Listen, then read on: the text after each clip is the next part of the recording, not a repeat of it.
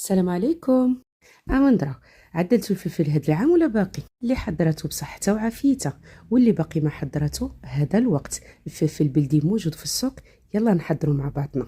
مدربد الفلفل ماشي شي حاجه اللي تقدروا تقيسوا بلا بها، قيمه مضافه لاي طبق وكل طبق.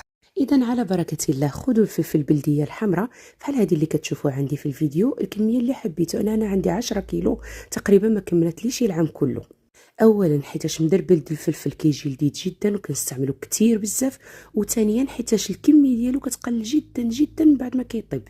ومع ذلك باش نعطيكم انا هنا المقادير الخاصه بكيلوغرام واحد، مراعاه للسيدات او البنيتات اللي اول مره او التجربه ديالهم الاولى هذه مع المدربل ديال الفلفل.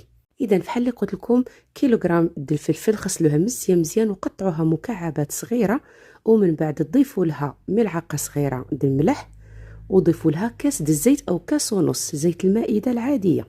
حركوهم جيدا وعملوهم على النار في الاولى عاليه في ظرف تقريبا 25 دقيقه حتى لنص ساعه، كتكون عمرات بالماء ورجعات في حال شي صلصه الطماطم. كنحرك القعر جيدا، وفي هذه المرحله كنقص النار وكنخليها دابا وساعه كنمشي نعمل شغالي وكنخليها كتدربل بلاتي عليها، ودابا وساعه كنحرك راه شديده الالتصاق بحكم انها فيها واحد النسبه عاليه من الحلاوه. حين كنقرب نطفيلا كنضيف لها معلقه صغيره ديال السكر سنيده العاديه، وكنستمر كنحرك. وهنا واحد الملاحظه، سنيده او السكر والملح ماشي فقط على سبيل التنكيه، لا، هادو الماده الحافظه.